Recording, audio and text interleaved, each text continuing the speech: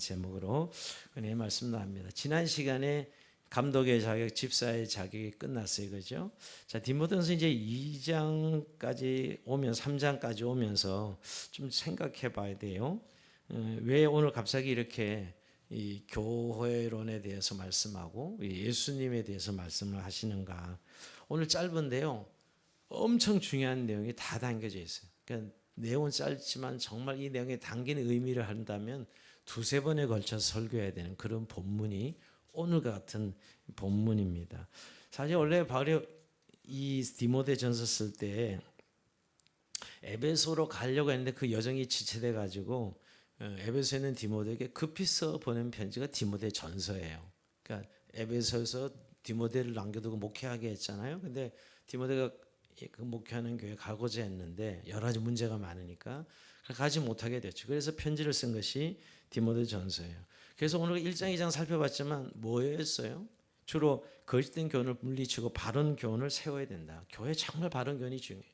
우리가 지금은 기독교가 2000이 지나서 이게 편만하지만 여러분 그 당시 기독교는 조그마한 팔레스타인 동네에서 한 청년이 이야기한 어떤 진리의 말씀으로 이 교회가 시작됐잖아요. 그러니까 그 초기에 겪어야 될 우리가 어려움들 잘 생각해 봐야 돼요. 지금이야 교회가 2000이 지난 교회였지만 이 2000년 전에 보면 그러니까 어떤 거짓된 교훈, 잘못된 교훈들이 얼마나 많은 공격을 했겠어요. 그래서 바른 교훈을 세워라.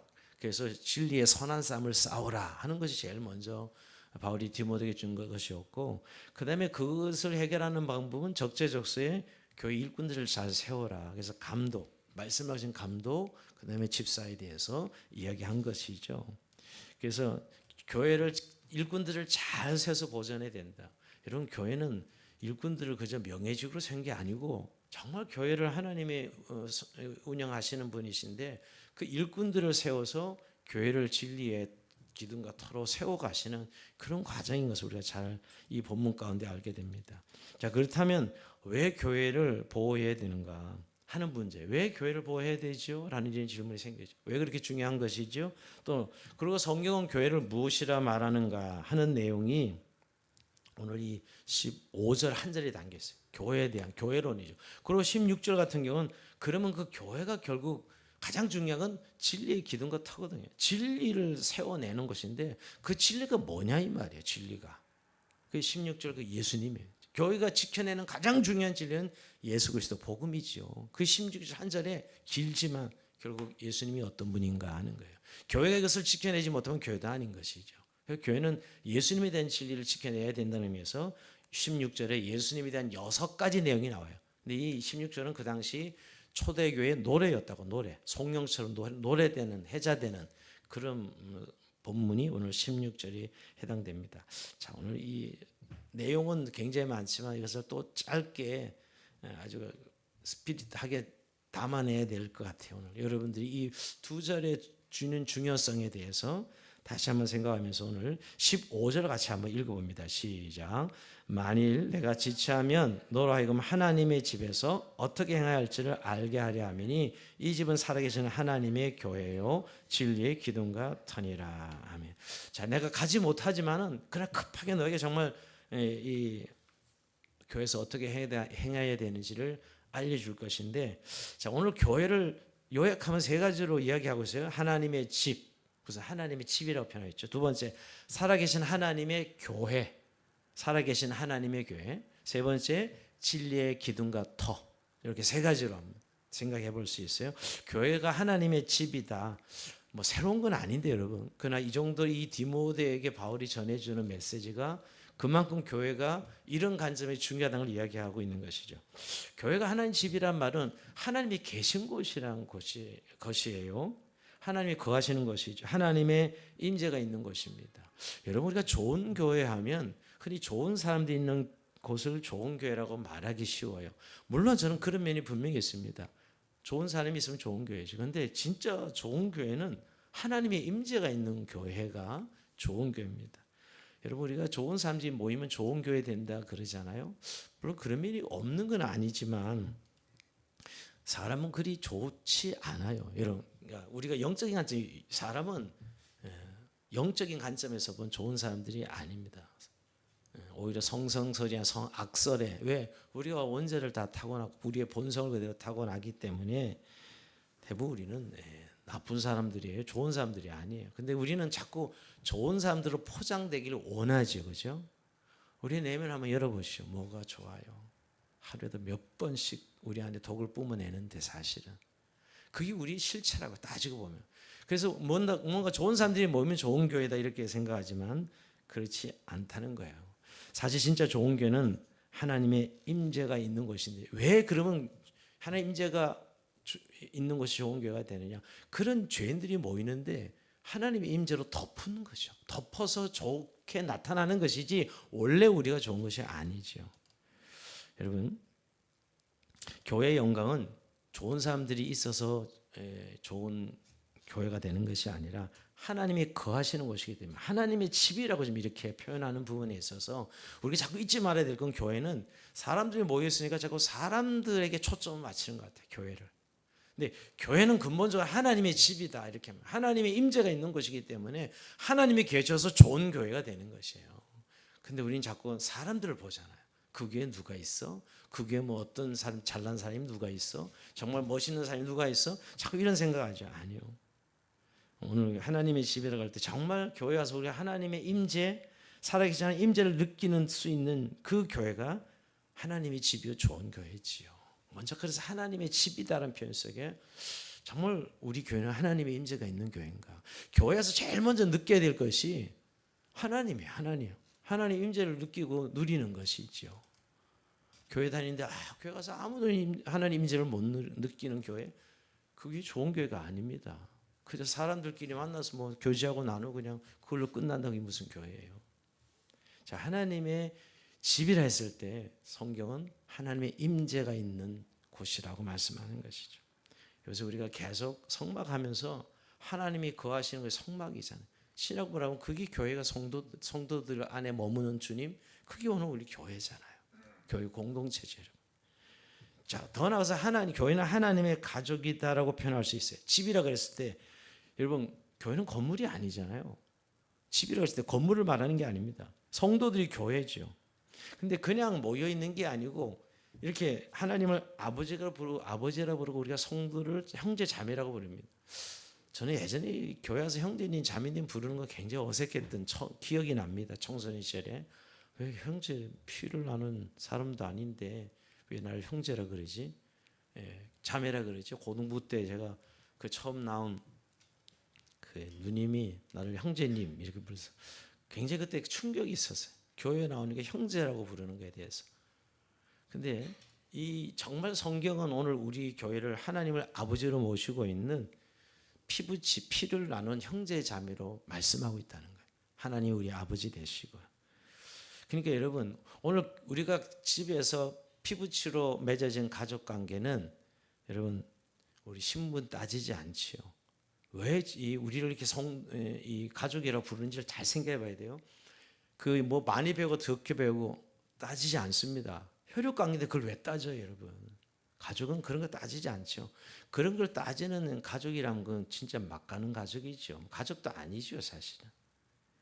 오늘 우리가 서로 영적으로 피부치기에 신분에 상관없이 서로를 대하는 공동체라는 거예요. 그래서 가정이 왜 이렇게 중요하냐면 정말 그래서 사랑을 배우잖아요. 무슨 조건과 상황을 따지지 않고 피부치기 때문에 그냥 무조건적 사랑을 하는 것이 가정이에요. 거기서 우리가 사랑을 배우는 거라고요, 여러분. 부부 관계도 그렇고 부모 자녀 관계죠. 그러나 사실 교회는 하나님의 사랑으로 서로 맺어진 가족은 그 혈육적인 관계상을 더 뛰어넘는다고. 왜? 예수님이 우리에게 가르친 사랑으로 그 아들을 십자가에 죽이셔서 우리에게 가족을 만들어 주신 분이신데 더 엄청난 사랑이지요. 여러분 오늘 우리가 나중에 천국 가면 여러분 시집, 장가, 혈육은 별 의미가 없어집니다. 어떤 분들은 자꾸 뭐 가끔 뭐 죽었어도 다시 태어나도 뭐 이 남편 만날 거냐, 이 아내 만날 거냐고 물어보는데 그 헛질문, 쓸데없는 질문하는 사람 많은데 천국은 더 이상 혈육 관계가 없어요. 왜? 그 관계가 완벽하기 때문에.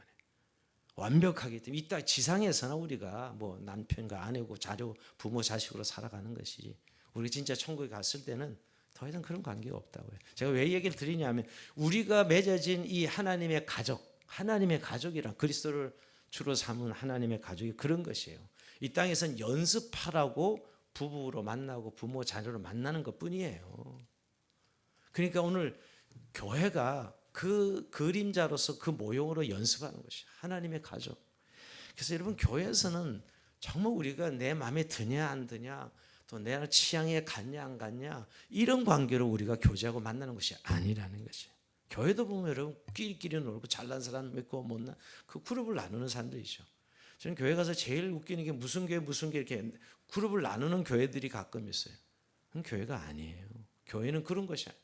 우리가 가족에서 피부치로 만난 가족들을 나눕니까? 그렇게 안 나누듯이 교회가 그런 것이라는 것이. 그저 내 몸의 일부로 받아들이는 우리가 지체라고 표현하죠. 교회를 내 몸의 일부에 그냥 못나도 내 몸의 일부고 뭐 잘나도 내 몸의 일부고 그러니까 그런 관계라는 거 이게 교회죠. 그러니까 어떻게 보면 영적으로 보면 하나님이 임재고 결국 교회가 가족이라는 측면에서 공동체는 정말 영적 가정을 이루는 공동체라는 것입니다. 그래서 남자든 여자든 뭐 배우든 배우지 못하든 잘났든 못났듯 우리가 결국 하나님의 가족이라는 것. 이게 오늘 하나님의 집이다라고 표현하는 것이죠. 여러분 우리가 이 교회론을 결국 자꾸 잃어버릴 때 더 이상 교회는 세상에서 그냥 종교 집단으로 매도될 수밖에 없어요. 여러분 세상이 지금 교회를 자꾸 짓밟는 것은 뭐 집단과 뭐가 다르냐 이런 이야기를 하는 거거든요. 여러분 정말 교회는 오늘 하나님의 가족으로서 우리가 존재한다는 것을 보여주시는 것이죠. 오히려 이걸 이단들이 더 잘하고 있습니다. 사실은 뭐 혈육보다 더 그래서 혈육은 버리라 그러죠. 이단들은 야 그런 부모 버려라, 그런 남편 버려라, 그런 애 버리라 그러잖아요. 뭐 어떻게 보면 아주 뭐 대단한 거 이단들을 보면요. 근데 그만큼 이 우리가 하나님의 가족이라 했을 때 가지고 있는 성경이 교회를 말할 때 바로 그런 의미를 우리가 정말 교회라고 생각하고 있는가를 다시 한번 돌아봐야 됩니다. 자, 두 번째 살아계신 하나님의 교회입니다. 자, 아까도 하나님의 임재가 있는 것이 교회지요. 여러분 교회 오면 우리가 어떤 느낌을 가지고 이렇게 그 공동체에 오늘 예배드리러 오셨잖아요. 오면 좋습니까 정말? 저는 이렇게 홀로 있다가 우리가 모일 때 그 누리는 기쁨, 또 여기 함께 예배될 때 누리는 기쁨, 이거 없었으면 내가 어떻게 살았을까? 잘 그런 생각. 정말 교회 좋아요.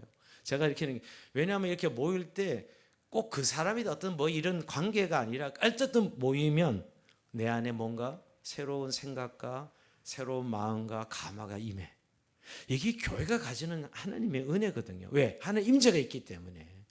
성령이 내주하시는 교회이기 때문에 우리가 그냥 바깥에 있다가 이렇게 교회 공동체로 모이면 내 마음이 기쁨으로 바뀌고 내 영적인 어떤 감화가 일어나고 이런 것이죠. 왜냐하면 교회가 살아계신 하나님의 교회이기 때문에요. 교회는 죽은 교회가 아니라 살아계신 하나님의 교회죠. 저는 그런 의미에서 우리가 모이는 것의 중요성에 대해서 다시 한번 좀 생각해 봐야 돼요.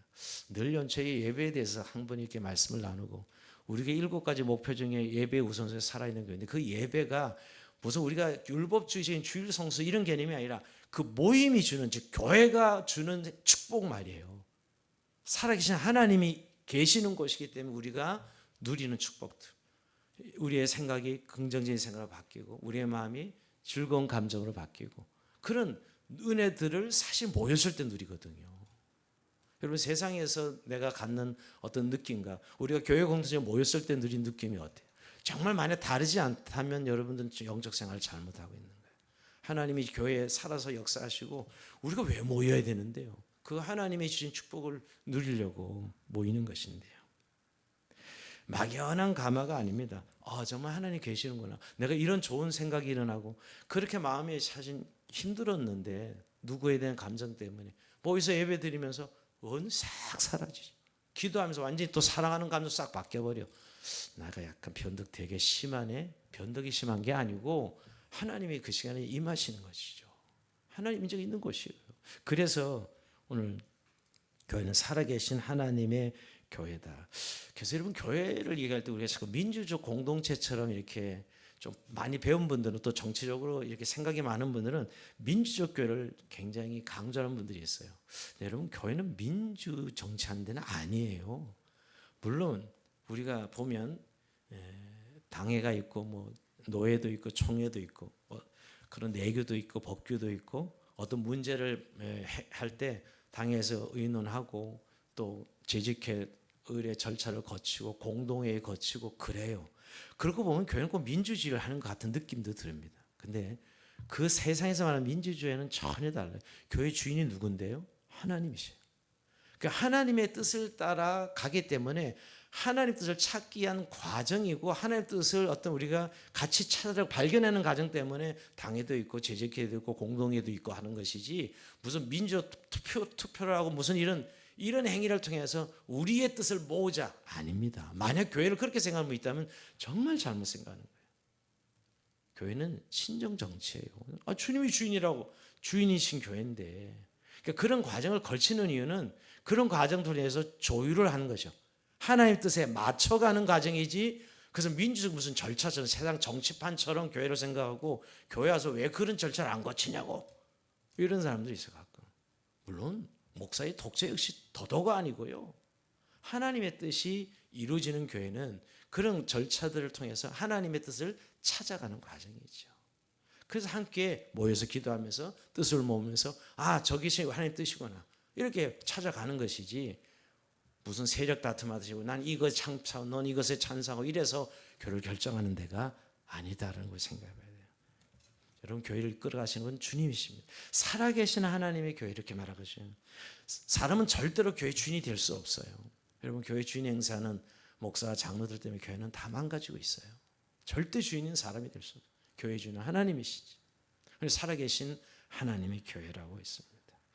그래서 저는 이렇게 교회에서도 가끔 대부분 찬성하는데 몇 분이 반대해가지고 되게 힘들어하는 것들 보면서 그 반대를 끝까지 그분도 해야 되는 이유가 있더라고요. 하나님의 뜻이 있어. 찾으라고 교회. 그러니까 표로 빨리 결정하는 게 중요한 게 아니라 보면 그 대다수 뜻이 맞고 두 사람이 뭐 반대하는 게 틀리다 이런 의미보다 하나님의 뜻이 있더라니까. 그래서 반대하고 그래서 좀 더 기다려라. 이런 가정을 하나님이 밝게 하시는 거예요. 그런 경우들을 많이 봅니다. 주인 대신 하나님 뜻을 찾아가는 그런 과정이 이런 절차인 것이지 민주적 절차를 밟는 것은 아니에요. 교회의 주인은 하나님이시 살아계신 하나님의 교회가 주는 바로 그런 의미지요. 더 나아가서 세 번째 이제 교회는 진리의 기둥과 터다. 여러분 기둥과 터가 그 건물에 눈에 보이지는 않지만 터도 눈에 잘 안 보여 기둥도 눈에 보이지 않습니다. 근데 견고하게 건축물이 서 있게 하는 아주 중요한 요소. 자, 진리가 그러니까 교회를 세운다는 것이요. 여러분, 교회 자체가 진리는 아닙니다. 그죠? 여러분, 교회는 건물이 저와 여러분인데 우리가 무슨 진리에 그대로 완벽한 사람들은 아니잖아요. 근데 교회가 진리의 기둥과 터다 이렇게 말하고 있거든요. 우리 때로 실수도 하고 틀리기도 하고 오늘 잘못하기도 하잖아요. 그러나 오늘 이 교회를 진리의 기둥과 터라고 이야기했을 때는 교회가 우리 한 사람 한 사람 교회를 이루고 있는 우리가 완벽해서가 아니라 우리가 품고 있는 복음, 우리 안에 주신 예수 그리스도 그분이 진리거든. 내가 곧 길이요 진리요. 예수님이 진리거든요. 복음이요 생명이고 기준이 된다는 의미인데 결국 그 진리를 붙들어내고 또 견고히 세워내는 것이 교회라는 것이죠. 여러분 오늘 결국 교회가 왔는데 사람만 보이면 그건 교회가 아니고 교회에 왔는데 예수님을 볼 수 있는 교회. 이게 교회죠. 그래서 진리의 기둥과 터라고 이야기합니다. 보이지는 않는데 분명히 견고하게 세워진 이유는 예수님이 계신 그 진리가 있기 때문에 세워지는 거예요. 여러분 교회를 볼 때 자꾸 우리는 사람이 몇 사람이냐 재정이 얼마냐 그 교회는 무슨 파냐 이런 개념으로 교회를 보는데 너무 익숙해져 있어요. 그리고 뭐 이런 거는 다 그냥 하는 소리지라고 생각하는 사람도 의외로 많습니다. 그래도 현실 꼭 잡는 게 매다 뭐 이런 식의 아직도 교회를 그렇게 세속적인 관점에서 보면서 그러면서 교회를 다녀. 그냥 완전 이혼론자들이에요. 그러니까 정말 교회를 그렇게 보지도 않으면서 교회는 그냥 종교 집단 그 이상도 그 이하도 아닌 거예요. 그 사람들에게는. 또 그런 목회를 그냥 그야말로 종교 사업하듯이 목사가 한다면 바로 이거 아무 관계가 없잖아요 사실은. 그러니까 교회가 정말 교회되는 것은 우리 안에 담겨지는 복음, 예수님 때문에. 예수님의 그 진리가 우리 교회를 지켜주는, 우리를 붙잡아주고 있는 것이죠. 그러니까 교회를 견고하게 세우는 것은 우리가 정말 진리를 붙들고 있는 거예요. 그 교회는 정말 복음의 진리를 날마다 붙들고 선포하고 드러내고 있느냐. 강대상에서 예수님 이야기를 안 하고 복음도 드러나지 않는데 그게 무슨 교회예요? 교회는 항상 복음 대신 예수 그리스도. 그래야 교회가 흔들리지 않는 견고히 세워지는 생명을 얻게 하는 구원의 터가 되고 진리의 기둥이 되는 것이죠. 그런 의미에서 교회는 진리의 기둥과 터다 이렇게 말씀하고 있는 것이죠. 여러분, 오늘 우리가 다음 주에 나누겠지만 여기 바른 진리 아닌 그릇된 진리에 대해서 다음 주에 4장 1절에서 5절에 나오는데, 여러분 에베소 교회를 힘든 게 뭐냐면 다음 주에 이야기하겠지만 혼인을 금하고 어떤 음식을 먹지 못하게 하고 이런 것들이에요. 아주 신비주의죠. 이건 먹지 마, 금식하고 뭐 이런 것들이 잘못 틀린 교훈이라고 이야기하고 있습니다. 근데 바른 교훈과 잘못된 교회의 차이가 뭐냐면, 바른 교훈은 어쨌든 하나님을 공경하고 예배하는, 하나님을 신뢰하고 의지하게 하는 것입니다. 근데 잘못된 교훈은 자기 만족, 자기 종교성을 만족시켜요. 다시 한번 이야기합니다. 교회 와서 이 두 가지가 자꾸 혼돈되는 분들이, 그러니까 내 자아가 충족되고 만족되고 자기 종교성이 막 뜨거워지는 사람이죠. 이건 바른 교훈이 아니에요. 대단히 뭐 금식도 여러 번 하고 뭐 여러 번 뭐 율법도 잘 지키고 그렇습니다. 이런 분들이. 이게 잘못된 교훈이에요. 다음 주에 살펴보겠지만. 근데 바른 교훈은 하나님을 바라보게 하고 하나님을 신뢰하고 의지하고 하나님을 바르게 예배하게 하는 것이 바른 교훈이에요. 의외로 한국교회 안에는 잘못된 건강하지 못한 그런 이런 신비주의자들이 예전에 참 많이 있었다고 생각합니다. 그래서 보면 이렇게 결국은 자기 잘났다는 이야기밖에 안 하는 거 따지고 보면, 목사도 그렇고 뭐 이건 누구 신분을 처리하고 나서 정말 그 교훈이 바르다면 하나님을 잘 섬기는 거거든. 이웃 잘 섬기고, 이게 바른 교훈이에요.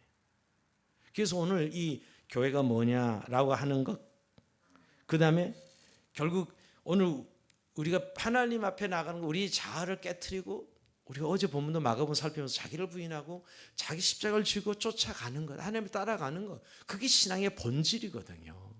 뭘 하고 뭐 내가 종교적인 체험을 하고 이런 것이 중요한 게 아니라 정말 내가 하나님을 예배하고 하나님 사랑 때문에 내가 행복하고, 그렇죠? 이런 것이죠. 자, 그런 의미에서 오늘 이 교회가 오늘 이 세 가지로 표현한 이런 교회를 지켜내야 된다라고 말씀합니다. 그 지킬 수 있는 것이 아까 결국 진리인데, 진리입니다. 그것을 지켜내는 진리가 바로 복음, 예수 그리스도를 말하는 거예요. 복음은 복된 가스펠을 이럴 때 복된 소식이 아니고 복음은 예수님을 가리키는 것이죠. 결국 신앙생활의 핵심은 예수님을 알아가고 예수님을 닮아가고 예수님을 사랑하는 것이에요. 한마디 신앙생활이 뭐냐? 예수님 알아가고 예수님을 닮아가고 사랑하는 것이죠. 그래서 오늘 초대교회가 예수님에 대한 신앙 고백을 한마디로 예수 사도신경처럼 이렇게 고백했던 것이 16절입니다. 그것이 16절이에요. 자, 16절 같이 한번 다시 읽어봅니다. 시작. 크도다 경건의 비밀이요 그렇지 않다는 이가 없도다. 그는 육신으로 나타되시고 영으로 의롭다심을 받으시고 천사들에게 보이시고 만국에서 전파되시고 세상에 믿음 받으시고 영광 가운데서 올려지셨느니라. 아멘. 먼저 분석해 보면 비밀은 이전에 감춰졌다 해서 예수님 오시기 전에 여기 감춰졌잖아요. 예수님 오셔서 확 드러난 거잖아요. 그래서 항상 복음은 비밀이었어요. 그렇죠? 근데 시크릿이 아니고 미스테리입니다. 영어로 말하면 시크릿은 진짜 비밀이죠. 미스테리는 보이는 사람이 있고 안 보이는 사람이 있죠. 그러니까 비밀이라고 경건의 비밀인데, 비밀은 예수님 오기 전엔 감춰진 건데 예수님 오셔서 확 드러난 것이죠. 자, 경건은 신약시대를 살아가는 성도들의 가장 큰 모습인데 하나님을 공경하는 마음이죠. 경건이 뭐냐 그러면 담배 안 피고 뭐 어디 뭐 거룩한 척하고 이런 거 다 내려놓고요. 하나님을 공경하는 거예요. 하나님을 예배하고 하나님을 사랑하는 것입니다. 이게 경건이에요. 경건의 본질은 여러분. 그러니까 경건의 비밀은 뭐냐면 예수님의 인격과 하신 일을 묵상하는 것이죠. 그래서 이렇게까지 예수님 우리를 사랑하셨음을 배워가는 것이에요. 경건의 비밀의 핵심은 말이에요. 오늘 그 경건의 비밀의 핵심을 6가지로 이야기하고 있어요. 6가지. 자, 여러분 한번 나눠볼게요. 한번 밑줄 쳐보세요. 그는 육신으로 나타난 바 되시고 1번이죠. 2번 영으로 어렵다 하심을 받으시고, 세 번째 천사들에게 보이시고, 네 번째 만국에서 전파되시고, 다섯 번째 세상에서 믿음 바 되시고, 여섯 번째 영광 가운데서 올리시느니라. 자, 여섯 가지만 밑줄 딱딱 쳐보세요. 그 여섯 가지가 나와요. 자, 첫 번째 예수님에 대해서 그는 육신으로 나타난 바 되시고 그랬어요. 여러분, 예수님 이 땅에 오실 때 육체로 오셨다는 것, 여러분 예수님이 몸을 입고 오셨다는 의미, 우리가 도성인신, 인카네이션, 성육신, 이건 늘 듣는, 성탄절 때마다 듣는 설교인데요, 여기 예수님 몸으로 오셨다는 아주 중요한 두 가지 의미가 있습니다.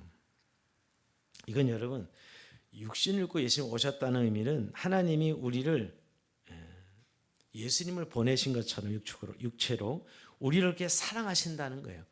하나님이 우리 같은 몸을 입고 오셨다는 것은 우리를 그만큼 사랑하신다라는 것입니다. 여러분, 이 부분에서 한번 좀 시간이 없지만, 요즘 자기 존엄을 잃어버린 사람들, 흔히 자존감이라고 우리가 표현하고 있는데요, 자기에 대한 존재의 가치를 잃어버린 사람들 너무 많습니다. 세상에서 평가받는 것에 따라 자기 존재를 결정하니까. 왜 세상이 평가하는 것에 자기가 평가를 받냐고. 여러분, 오늘 우리는 이미 예수님이 몸을 입고 왔다는 건 우리를 그렇게 주님이 사랑하신다는 거예요. 사랑하신다는 의미죠. 그러니까 정말 우리가 자존감을 어디서 찾아야 되면, 주님이 나를 대신해서 십자가에 죽으셔서 나를 구원하셨잖아요. 그게 우리의 가치예요. 내가 생각하는 건 그건 내가 생각 가치지. 또 남들이 말하는 것도 내가 생각하는 가치고요. 하나님이 나를 볼 때 내 가치는 예수님 대신 우리를 살리신 그 가치거든요. 제가 늘 예수님 짤이라 그러지 않습니까? 비교 불가, 가불 한산 불가. 그게 우리의 육신으로 오셨다는 그런 의미예요. 또 하나는 예수님 육체로 오셨다는 의미는 우리의 약함과 우리의 어떤 한계, 우리의 부족한 고통을 하나님이 다 아신다는 것입니다. 여러분, 예수님 육체로 오셔서 이 땅에 우리가 겪어야 될 걸 다 겪어보셨어요. 화장실 급한 것까지 정말 우리가 인간적으로 겪을 모든 걸 예수님 겪어보셨고, 그래서 히브리서에 보면 우리의 모든 걸 체휼하셨다. 체휼이 뭐예요? 우리가 겪을 모든 연약한 것들을 다 겪어보셨다는 것이죠. 여러분, 우리가 예수님이 우리의 눈물과 고통과 아픔을 다 아신다는 거예요. 근데 참 여러분, 저는 요즘 이런 생각 참 많이 합니다. 정말 사랑하는 사람도 내 아픔 몰라요. 그 아픔 말해줘도 잘 못 알아들어요. 근데 늘 좀 알아줬으면, 사람 만나서 대화를 하려 하는 제 자신을 보면 내 아픔을 좀 저 사람이 알아줬으면, 그게 늘 있더라고요. 참 구질구질해요, 제가 볼 때. 근데 그게 우리 본성이더라고요. 저 사람이 내 아픔을 좀 알아주면 좋겠다. 그런데 못 알아줍니다. 왜? 인간이 한계예요. 거기 인간이 한계예요. 그럼 누가 슬프면 그거 금방 끝까지 기억해 줄 것 같잖아요. 하루만 지나면 다 잊어버려. 그 사람 몰라. 그게 인간이 가진 한계라고요. 근데 제가 왜 이 얘기를 드리냐면, 결국 우리의 아픔과 고통을 모든 걸 알아주시는 분은 오직 우리 인간의 몸을 이 땅에 오셔서 우리와 같이 똑같이 겪어보신 예수님만이 우리의 그 아픔을 알아주시는 거예요. 그러니까 그분 앞에 토로해야 돼요. 그분 앞에 가서 우리가 아픔을 내려놓아야 돼요. 부모 자식 관계도 그 정도입니다. 조금 제일 낫죠. 부모 자식 관계 알아주는, 특히 부모는 자식의 아픔을 내 아픔처럼 그냥 받아들이고 이렇게 살아가는 건 맞습니다. 그냥 그것도 역시 한계입니다. 그거 그렇게 깊지 않아요. 근데 우리 주님은 우리 모든 걸 체휼하시고 우리 아픔을 다 아시는 분이라는 것이죠. 그래서 여러분, 정말 우리가 죄의 문제라든가 우리의 아픔의 문제, 정말 이런 것들을 해결해 줄 수 있는 유일하신 분이 우리가 믿는, 저와 여러분 믿는 예수님이시라니까요. 참, 그런 의미에서 오늘 이 육체를 입고 오셨다는 거, 이것이 주는 위로가 너무너무 커요. 여러분, 예수님 오셨는데 그냥 너 구원 받았다 이렇게 선언했더라면 우리는 아무것도 못 느꼈을 거예요. 그 주님이 나의 모든 아픔을 체휼하셨다. 이게 오늘 첫 번째, 예수님, 그는 육체로 오셨다. 육신으로 나타난 바 되시고 하는 것입니다. 자, 두 번째 뭐죠? 영으로 의롭다 하심을 받았다는데, 자, 영으로 의롭다 하심을 받았다. 예수님을 영으로 의롭다 받았다는 건 뭘까요, 여러분? 우리가 보이는 건 금방 잘 알아요. 근데 보이지 않는 가운데서도 예수님은 주권자라는 의미예요. 이게 뭐냐면 이 관계되는 구절 잘 로마서 1장 3절 4절 이런 말씀이 나옵니다. 그의 아들에 관하여 말하면 육신으로는 다윗의 혈통이 나셨고, 자, 예수는 육신은 다윗의 혈통이죠. 근데 영으로는 성결의 영을 죽은 자 가운데 부활하사 능력으로 하나님의 아들로 선포되셨으니 곧 우리 주 예수 그리스도시라. 자, 육체로는 다윗의 후손입니다. 영으로는 부활로 하나님의 아들이심을 능력으로 증거했지요. 여러분, 눈에 보이는 것이 다가 아니라는 거예요. 예수님이 오셨을 때 우리가 육신의 어떤 혈육 이런 정도 끝나죠. 영으로도 예수님이 주권자라는 거예요. 왜 이야기를 하면 우리가 의롭다함을 받았다는 의미는 그 하나님 앞에 바르다, 죄가 없다는 의미입니다. 여러분, 유대인의 관점에서는 사람이 죽으면 죄의 결과로 봐요. 예수님 십자가에 죽으셨잖아요. 그럼 예수님도 죄인이야, 사실은. 그들의 관점에서 보면. 그런데 오늘 예수님이 영적인 관점에서 보면 그는 죄 없는 분이에요. 하나님 앞에 영으로 의롭다함을 받으셨다는 거예요. 이런 의미로 쓰고 있는 거예요. 영으로 의롭다를 받다는 게 무슨 의미인지 확 들어오진 않죠, 여러분? 근데 그 영으로 보이지 않는 세계에서 눈으로 보이는 죽음은 다 죄의 결과로 보이니까 그럼 죄인이 죄인을 어떻게 구해요? 하나님이 예수님을 영으로 의롭다함을 선포하신 것이죠. 그것을 증거하는 게 뭐예요? 부활하셨잖아요. 죄로 죽으면 끝인데 하나님이 살리셨다고. 왜? 의롭다함을 받았기 때문이죠. 바로 이 예수님이 십자가에서 죽으셨다 부활한 것이 그 증거라는 것이. 결국 우리가 죄의 대가는 사망인데 이 사망의 모든 걸 무력화하시고 의롭다는 것을 받았기 때문에 살아나신 것이죠. 자, 여기서 여러분 예수님이 영으로 의롭다함을 받았다는 의미가 그래서 우리에겐 너무너무 중요해요. 우리가 부활신앙 하는데 우리가 어차피 육으로는 한번 죽습니다. 그건 바뀌지는 않았어. 더 이상 우리가 죽음이 우리를 어떻게 할 수가 없게 돼 있어요. 우리에게 부활이 있기 때문이죠. 예수님이 어떤 죄의 대가로 우리를 십자가에 죽으셨어요. 우리의 모든 죄를 대신 뒤집어 쓰시고 하나님 그를 살리셨죠. 그게 바로 구원인데 우리도 예수님 받아들이게 돼서 우리가 그 부활을 잇는 것입니다. 그래서 더 이상 우린 죽음이 죄의 결과라든가 또 죽음이 우리를 어떻게 할 수가 없게 된 것이죠. 여러분 고린도후서에 보면 이제 이 우리 육신의 장막이라 표현, 이 장막 헐어버리고 영원한 집에 우리의 진짜 장막으로 옮긴다고 표현합니다. 여러분 이런 표현들을 성경에 할 때 한번 여러분 잘 생각해 봐야 돼요. 우리가 이 육신의 장막 없애버리고 이제 영으로, 여러분 죽음이 끝인 사람들은 육신 장막 끝이죠, 여러분. 우리에게는 영원한 집으로 이동하는 것입니다. 더 이상 우리의 사망이 우리를 끌고 다닐 수 없어요. 여러분 선포하세요. 맨날 사망의 세력이 나를 두렵게 한다거나 사망의 세력이 나를 힘들게 한다, 이런 신앙생활은 아직도 예수님을 제대로 믿는 게 아닌 것이죠. 주님이 우리를 위해서 십자가에 부활하신 사건은 이런 의미에서 영으로 의롭다 하심을 받았다는 의미로 쓰고 있는 것이죠. 자, 세 번째, 천사들에게 보이시고, 예수 천사들에게 보이시고. 이 사건은 여러분 단순히 이 팔레스타인 좁은 땅에 일어나는 우주적 사건인 것을 말하는 겁니다. 여러분 아기 예수님 이 땅에 오셨을 때, 예수님 부활하셨을 때, 다시 오실 때 그 증인은 천사라는 거예요. 천사들에게 보이시고 있다는 건 증인이 천사라는 것이죠. 예수님이 이 땅에 오셔서 모든 하늘이 할 때 그 증인이 천사들이 하셨다는 것입니다. 천사들은 예수님이 이 땅에 사역하실 때 예수님이 누구신지 알고 수종 들던 존재들이었어요. 자, 이런 의미에서 오늘 천사들에게 보이시고 이렇게 표현하고 있는 거예요. 즉 모든 하늘의 통치자 권세자 이게 천사들이거든요. 이들이 다 예수님 앞에 굴복하고 수종 들죠. 그런 의미로 천사들에게 보이시고. 근데 우리가 천사들이 이제 우리가 천사들을 부리지 않아요? 천사들은 심부름꾼이에요. 저와 여러분이 마다다신 예수 그리스도에 이어서 하나님의 아들들로 우리 천사를 부리고 천사들이 우리를 수종 들어요. 그런 의미에서 또 이 생각하면 너무 은혜가 됩니다. 자, 세 번째 천사들에게 보이시고. 자, 네 번째 예수님 어떤 분이라고요? 만국에서 전파되시고. 네 번째 만국에서 전파되시고. 여러분 이거 참 저는 늘 예수님은 팔레스타인 땅을 떠난 적이 없어요. 근데 예수님이 제자들에게 복음을 선포하라고 할 때는 뭐라 그러죠?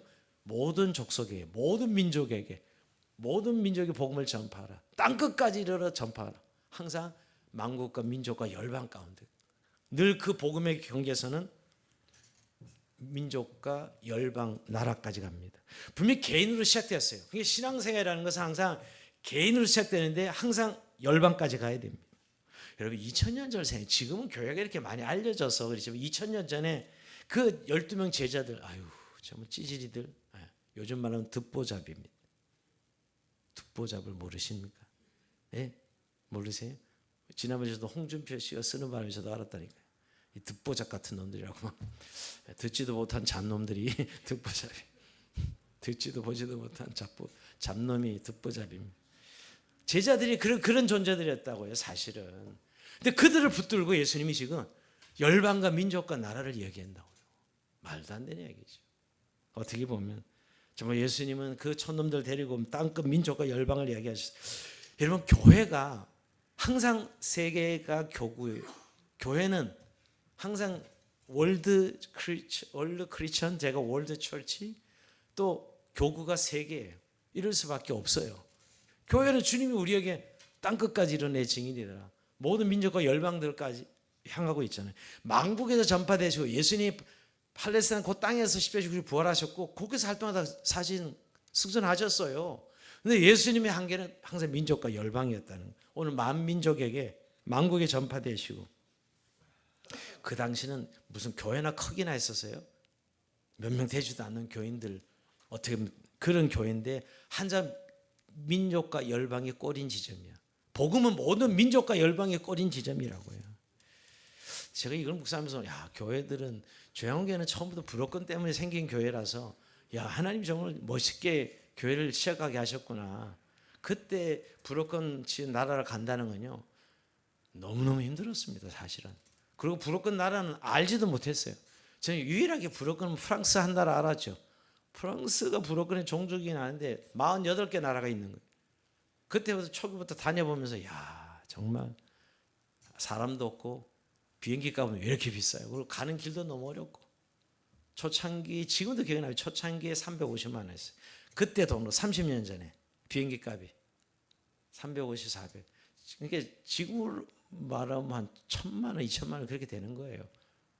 왜냐하면 다른 비행기 노선은 뭐 정말 몇십만 원 안 될 때니까. 근데 어쨌든 용감하게 참 간 건 하나님 은혜라는 생각이 들고요.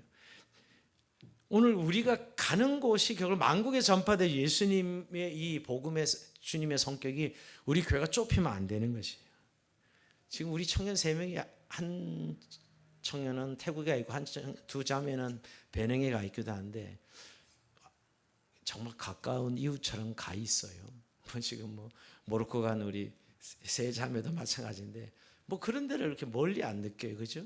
지금 감사히 조양교회가 뭐 큰 교회도 아니고 사실 뭐 열방과 민족 이렇게 거창하게 이야기하지 않아도 정말 우리의 범위는 하나님이 부르시는 곳이 끝이죠. 하나님이 부르시는 곳. 물론 저는 지역과 나라만 그렇게 생각하지 않아요. 우리의 모든 영역이죠. 저는 우리의 삶의 현장이 열방이라고 생각해요. 지금은. 예전에는 막 땅끝 아프리카인데 지금 오늘 우리의 열방은 어디냐? 일터. 우리의 삶의 현장, 여러분 가정, 여러분 직장 정말 그게 열방 끝이에요. 땅 끝이에요. 우리 자녀들 땅 끝입니다. 우리가 좁아지면 안 돼요. 그래서 교회는 항상 선교는 무슨 특별한 교회가 하는 것이 아니고요. 선교는 무슨 특별한 외국어 잘하는 교인들이 있어가지고 또 외국 유학 갔던 사람이 있어가지고 그래서 하는 선교가 아니라고요. 만국에 전파되시고 우리의 복음이 땅끝까지 가는 것이죠. 우리의 소명의 현장이 말입니다. 자, 5번째 세상에서 믿음 받으시고 그랬어요. 야, 이건 뭐 설명 세상에서 주님이 믿음 받으시고 하는 것이. 여러분 근데 만국에 전파되시고 이게 하나님의 마음이라면 열방에 대한 이 5번째 믿음 받으시고는 우리 사회에 대한 하나님의 마음이죠. 정말 좀 이 세상에서 예수 그리스도를 통해서 믿는 자들이 일어나는 그 마음을 전하고 있는 거죠. 오늘 세상에서 믿음 받으시고 예수님이 열방 그다음에 오늘 우리가 살아가고 있는 이 세상 속에서 우리 현실 속에서 믿음 받으시는 분이라는 것이. 마지막 6번째가 영광중에 올려주셨느냐 이제 마지막 부분인데요.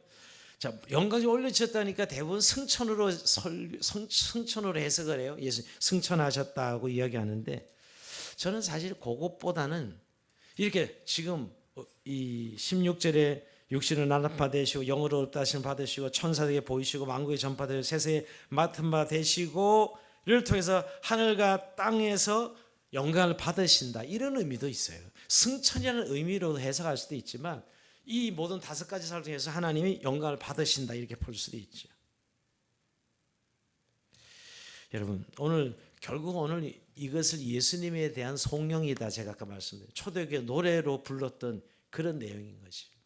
결국 교회가 지켜낼 진리는 예수 그리스도시고, 오늘 이렇게 예수님의 내용에 대해서 우리가 6가지로 이렇게 표현되고 있는 것을 보면서 우리는 정말 예수 그리스도를 교회 진리로 담아내고 선포하고 지켜내고 있는가? 너무 우리 중심 아니에요?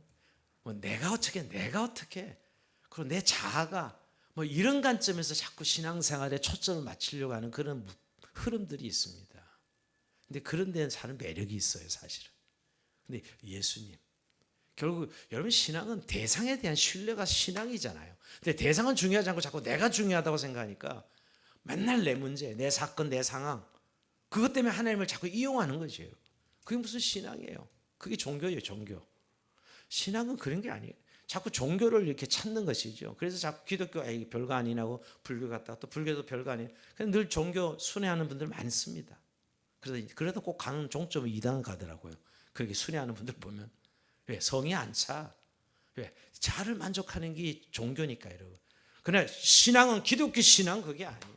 하나님이 주권자고 그는 그의 백성이 되어서 오늘 예수 그리스도를 통해서 구원받은 우리들이 예수님을 사랑하고 의지하고 그 그리스도 안에 누리는 기쁨과 천국의 소망이 우리 신앙의 내용이 되어야 된다는. 그러니까 교회가 지켜내는 건 결국 그 예수 그리스도에 대한 것이죠.